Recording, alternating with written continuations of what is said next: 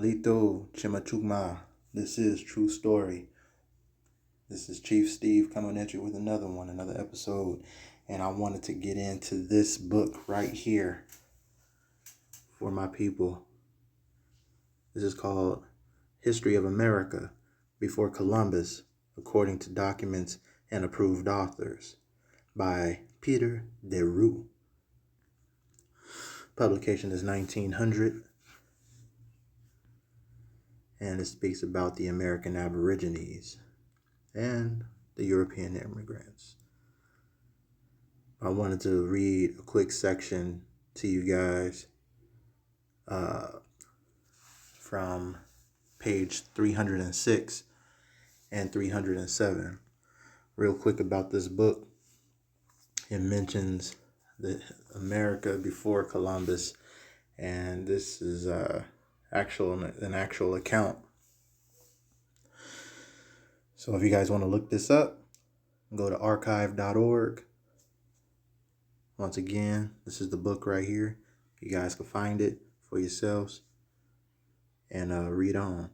But I'm going to just point this out. This is something that I had to get out there real quick, man, because it's stirring in me. So I'm going to get it off. Right here, it says, I'm going to start right here where Ferdinand is. Okay.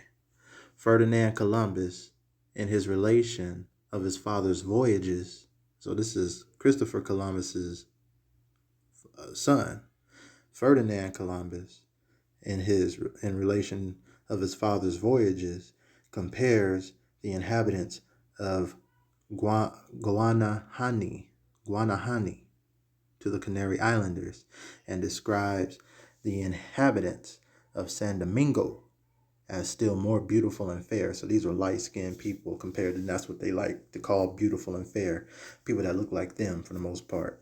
In Peru, the Charazanes also resemble the Canary Islanders and differ from all the surrounding tribes. Okay, if they beautiful and fair, then what did all the other surrounding tribes look like to them? Ugly and dark.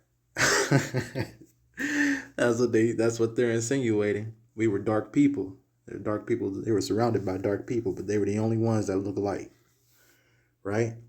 On the contrary, many tribes of Shako, the Manabis, the Yaruras, and others were as black as Negroes.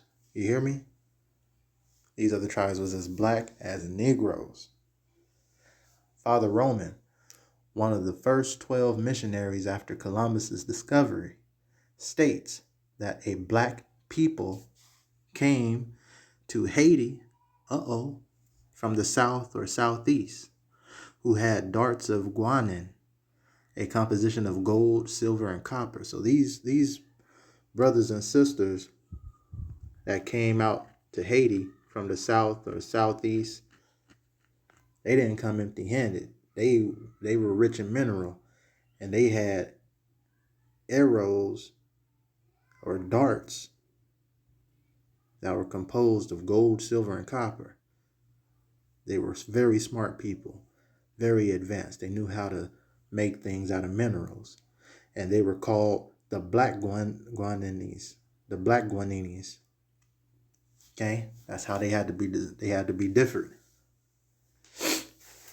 Now, they're not talking about they came from Africa. They said they came from the south or the southeast. All right. They said these might have been the Negroes of Quareca, mentioned by Peter Martyred Anglera, or some other American Negro nation. You hear me? Not from Africa, from America.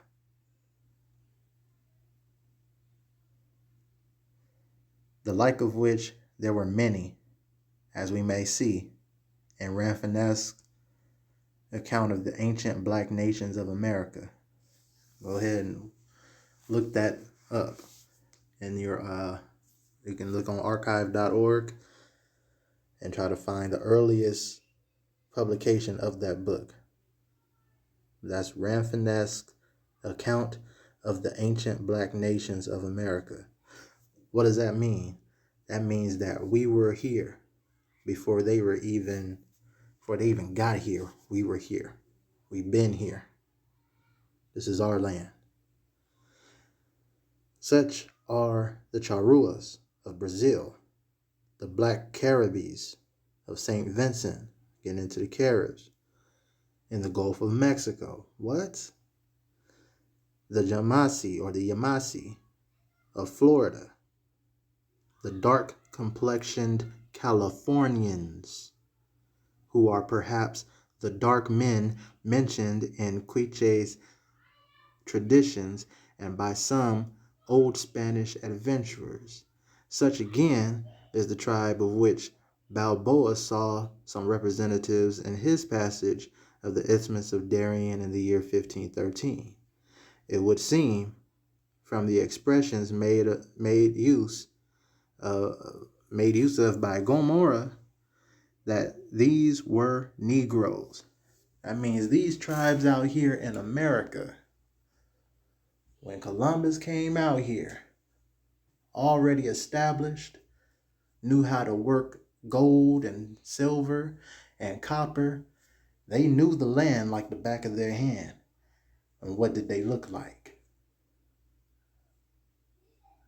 By Gomorrah's, by the looks of it, it says that these were Negroes, not Africans. These were American Negroes. This type was well known to the Spaniards, and if they had encountered black men with glossy hair, which means we had shiny hair, we kept ourselves up, like the Charruas, they would undoubtedly have been impressed by it and would have mentioned the fact. All the other shades of brown, tawny, and coppery were scattered everywhere. Everywhere the eyes can see, all they saw was people that looked like you and me. Women as fair as English milkmaids were found in Central America. Okay, go down a little back down south, off of North America and Central America. They felt a little more comfortable. They saw some women out there that was as fair as English milkmaids, who came in all shades, like they said, all shades of brown, tawny, and coppery. Okay? Along the northwest coast dwell numerous tribes with, according to accounts, must be widely distinguished from the Indians of the interior. If they were as fair as milkmaids and all the other ones on the coast was basically distinguished from the Indians of the interior, and basically all of the Indians that they'd basically seen in America up to this point were all Negroes, there you go. This was a dark continent. This was a predominantly dark continent. Okay? The Tlingit or Kalusian family, consisting of several tribes, are represented as lighter colored than any other North American Aborigines. What? Lighter colored than any other North American Aborigines. That means what? Do the math. They have indeed been described as having as fair a complexion when their skins are washed, as some inhabitants of Europe. And this feature, accompanied sometimes with auburn hair, has been considered as indicating an origin different from that of the copper-colored tribes, which means that everybody was here wasn't exactly from here. They were different from the original inhabitants, which were the colored tribes. You hear me? So who was here first? Y'all tell me.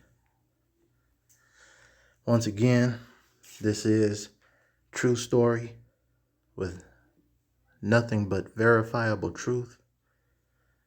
This is your man, Chief Steve, coming at you Be sure to like this video, subscribe to the channel. Best believe there is more to come.